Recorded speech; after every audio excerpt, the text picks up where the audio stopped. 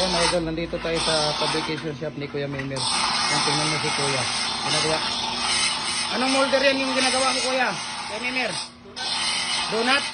Ayun, donut pala yung ginagawa ni Kuya Mimer. Ayan. Tingnan natin yung ano niya. Ayan, yung donut. So, dito naman si Kuya.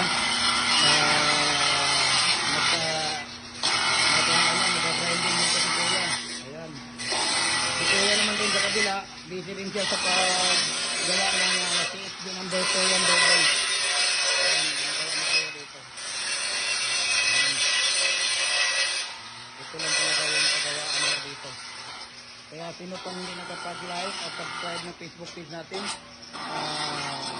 follow na po kayo para updated kayo sa mga bagong video natin.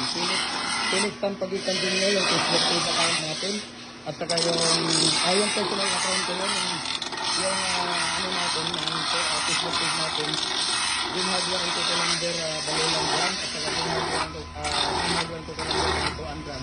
Sa YouTube channel naman natin, Pilit Pagitan din nyo. Ayan guys, so please i-share nyo yung video natin. Ayan, dito sila dito. Ayan, donut po ang ginagawa ni Kuya Mimer. Ayan. So iba talaga ang original. Original pag mga molder, dito lang talaga yan.